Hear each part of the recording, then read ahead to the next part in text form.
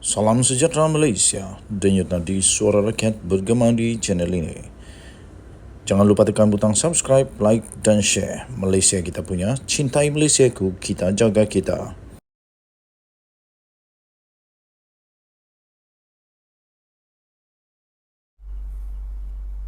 Salam sejahtera Malaysia, denyut nadi suara rakyat bergema di channel ini. Nampaknya tuan-tuan dan puan-puan, di dalam Perikatan Nasional sendiri sekarang ini ada satu pergolakan tsunami luar biasa dan kehancuran boleh berlaku dengan tsunami yang begini. Apa tidaknya parti komponen di dalam Perikatan Nasional sendiri tak puas hati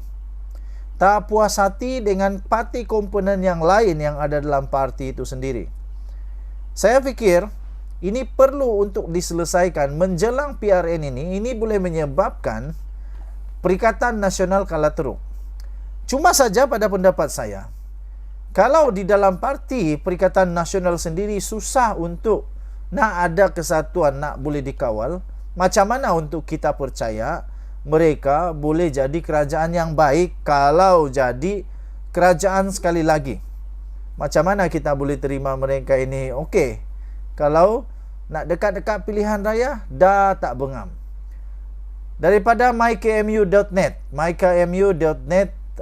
diterbitkan di mykmu.net, gerakan tidak puas hati dengan sikap retorik perkauman daripada PAS. Akar umbi gerakan dikatakan berbelah bagi tentang menjadi komponen Perikatan Nasional, kerana PAS semakin lantang memainkan retorik berbaur perkauman dan keagamaan. Sumber dalam parti mendakwa ramai ahli gerakan sekarang ini mulai tidak berpuas hati dengan kenyataan-kenyataan daripada PAS yang rata-ratanya menyasarkan orang bukan Melayu dan bukan Islam. Kata sumber itu, ahli-ahli yang tak berpuas hati tidak mahu parti ini dikaitkan dengan PAS. Itu kata sumber itu.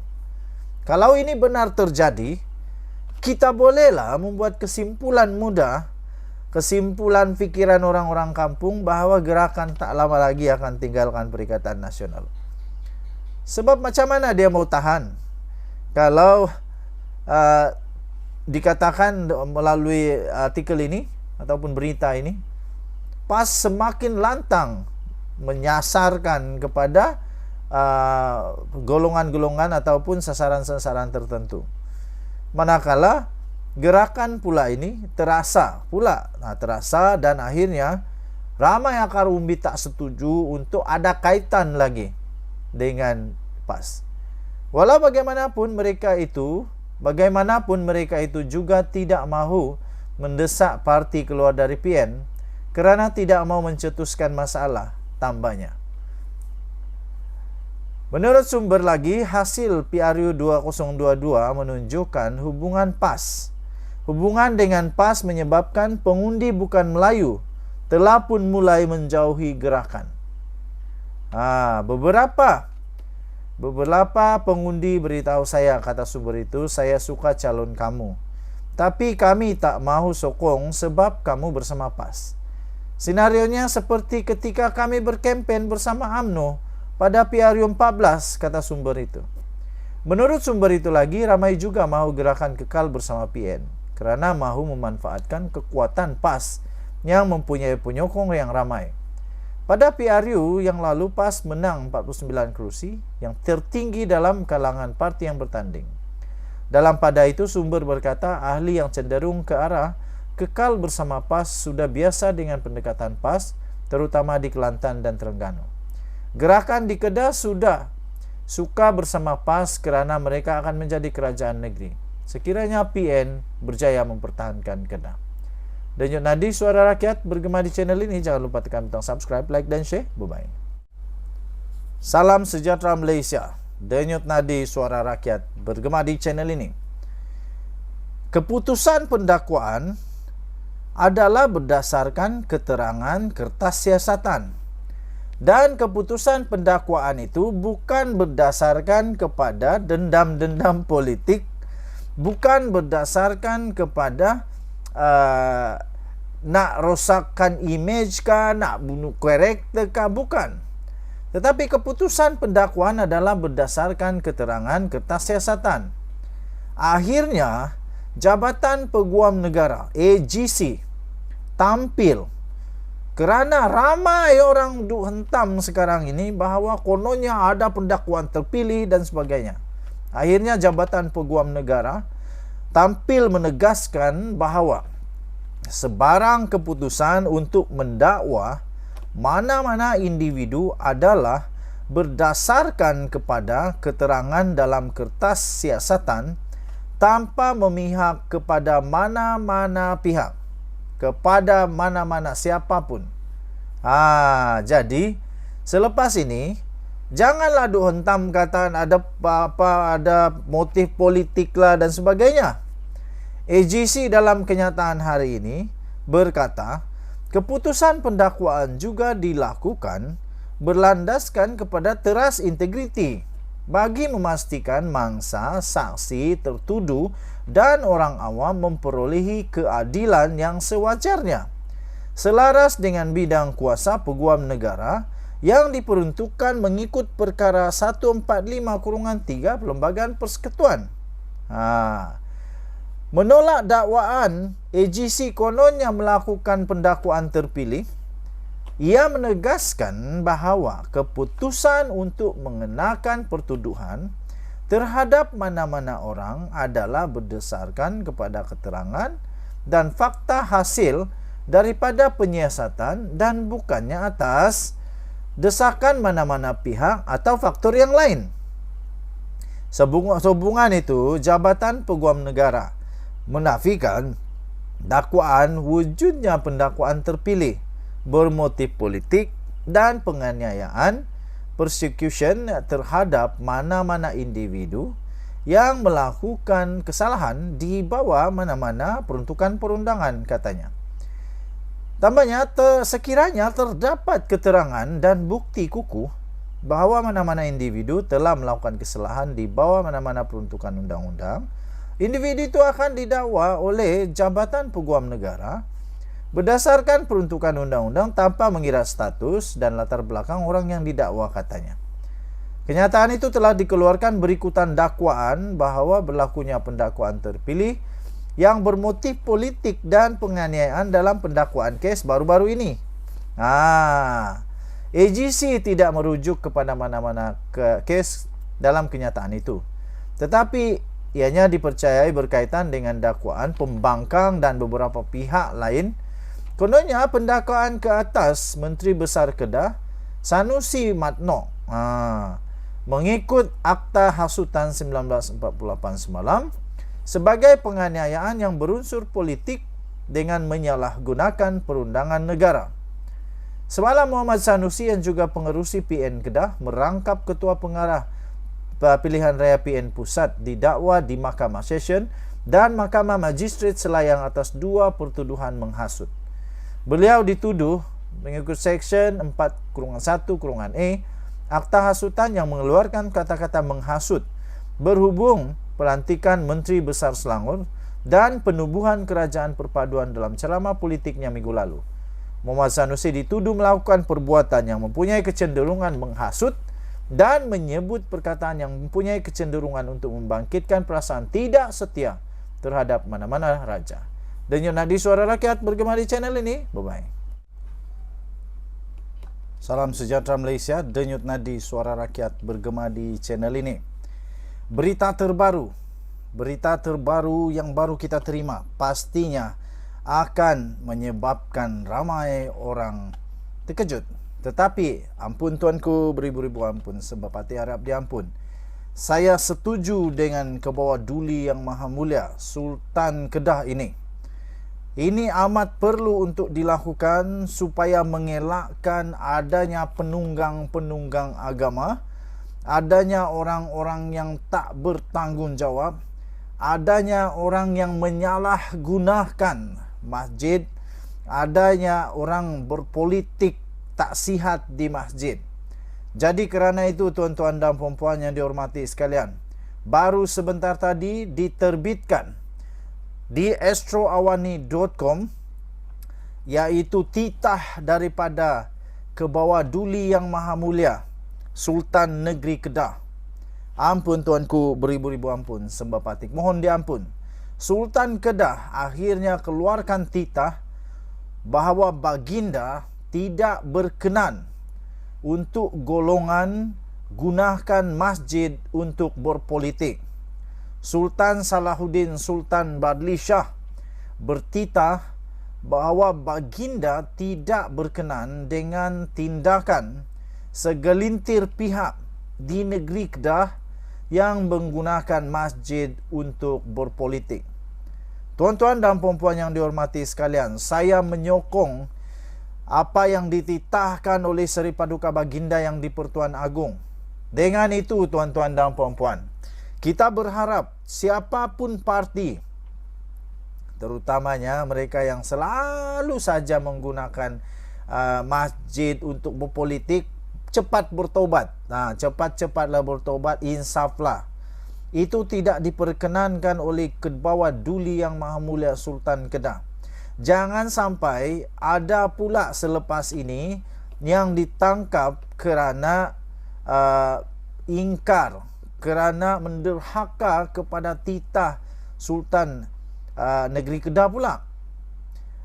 Titah daripada Sultan ini harus wajib untuk dituruti, wajib untuk dijunjung, wajib untuk diikut, kerana Sultan-Sultan ini adalah ketua kepada agama Islam di setiap negeri.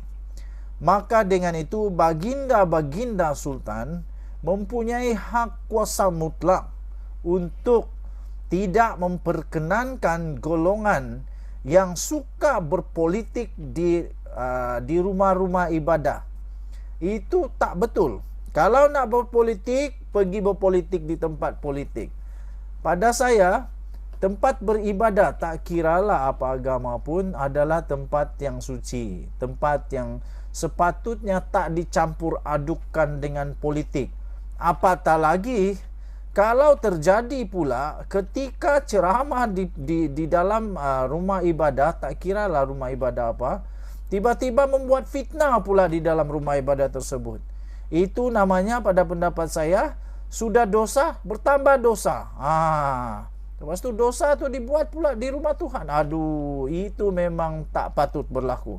Dengan itu saya admin The Twin TV, saya menyokong, menjunjung titah Kebawah Duli Yang Maha Mulia Sultan Kedah, iaitu baginda tidak berkenan golongan gunakan masjid untuk berpolitik. Denyut nadi suara rakyat bergema di channel ini. Jangan lupa tekan butang subscribe, like dan share. Malaysia kita punya, cintai Malaysiaku. Kita jaga kita. Kita jumpa lagi. Bye-bye. Salam sejahtera Malaysia. Denyut nadi suara rakyat terus bergema di channel ini. Minta maaf, tak ada tempat holder, jadi kita terpaksa berhenti tepi jalan. Kerana ada perkara yang saya ingin umumkan, ada perkara yang saya ingin kongsikan, yang penting untuk seluruh rakyat Malaysia tahu. Jangan skip, jangan juga cepat-cepatkan dengar video ini sehingga habis, supaya anda tahu kebenaran, supaya anda tahu nak menilai, supaya anda tahu mana yang besi, mana yang plastik, mana yang kaca, mana yang diamond. Jangan tertipu dengan lakonan-lakonan, dengan minta belas kasihan, putar belit, sehingga nampak seolah-olah dia ini macam je malaikat, tak pernah salat, bersih. Orang lain pula di tuding-tuding jari hasil daripada kesalahan diri sendiri. Itu mereka yang terbabit lah. Okey, baik. Ada berita yang nak saya ingin umumkan. Disahkan Sanusi. Tolong share video ini supaya semua Malaysia tahu bahawa Sanusi hilang status Menteri Besar dan kerusi adun. Sekali lagi. Sanusi hilang status sebagai Menteri Besar dan hilang status kerusi adun di negeri Kedah. Tetapi jika didapati bersalah, walaupun beliau sekarang masih lagi didapati belum bersalah, Tapi pada pendapat saya dan banyak lagi penganalisis politik, penganalisis undang-undang, rakan-rakan sebaya, rakan-rakan di kampung, kawan-kawan di luar daerah, di luar Sabah, di dalam Sabah, di luar negara, setelah tanya, berbincang apa pendapat mereka tentang apa yang berlaku sekarang kepada Sanusi ini, kebanyakan mereka berpendapat bahawa memang Sanusi ini memang dah salah 120 juta %. Sehingga ada kawan cakap, ini nasib baik Sanusi. Kalau rakyat biasa yang buat ni, memang dah kena tangkap sah-sah, lama dah kena siasat sampai berhari-hari direman. Tapi untuk Sanusi, baguslah. Sanusi perlu rasa bersyukur dulu. Sebab walaupun begini besarnya kes dia, rupanya dua kesalahan Sanusi ini. Pertama, dia menghina dan memperlekehkan Sultan Selangor berkenaan dengan perlantikan Menteri Besar Selangor. Yang kedua pula ialah dakwaan yang dijatuhkan kepada Sanusi adalah apabila dia mempersoalkan ataupun dia mempersoalkan. Pada saya itu membuat satu cerita bohong, di mana dia kata sebenarnya Agung tidak menitahkan untuk menubuhkan kerajaan perpaduan. Sanusi tak pernah pun jumpa Agung. Sanusi tak pernah jumpa Agung. Dia tak pernah kena panggil. Dia bukan ahli parlimen ya. Tuan-tuan dan puan-puan, kamu kena tahu bahawa Sanusi bukan ahli parlimen. Jadi dia tak pernah duduk di parlimen. Dia tak pernah bercakap dengan Agung. Dia tak pernah juga dengar pengumuman daripada Agung. Macam mana dia boleh kata bahawa Agung tak pernah titah untuk kerajaan perpaduan?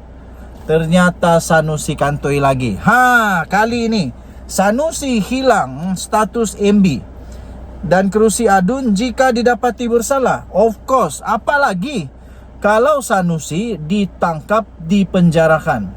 Kalau sampai Sanusi didapati bersalah, diberikan denda, lepas tu sampai dia dijatuhi hukuman penjara, confirm lah tak layak bertanding langsung. Dan dia ni pun dah jadi standard dengan orang-orang penjenayah. Dia dah jatuh taraf kepada seorang banduan. Okey. Menteri Besar Kedah, Datuk Seri Muhammad Sanusi Madnor, tidak bermasalah untuk bertanding pada pilihan raya negeri DUN Kedah nanti. Walaupun berdepan dua pertuduhan di bawah Akta Hasutan 1948 Akta 15 di Mahkamah Seksyen Selayang pada Selasa. Bagaimanapun, peguam iaitu Muhammad Hanif Katri Abdullah, dia ni seorang peguam pakar, seorang yang banyak pengalaman sekali di dalam perundangan negara Malaysia. Dia juga orang yang sangat sangat mengetahui lah selok belok dalam perlembagaan, dalam dalam undang-undang Malaysia, dalam politik Malaysia. Jadi apa yang dikatakan oleh Muhammad Hanif Katri ini memang semuanya ada fakta. Bagaimanapun, peguam Muhammad Hanif Katri Abdullah berkata, penyandang Dewan Undangan Negeri DUN Jeneri itu berisiko boleh hilang status sebagai Menteri Besar Kedah dan kerusi DUN yang mungkin dimenangi beliau pada PRN nanti. Dia boleh bertanding, boleh.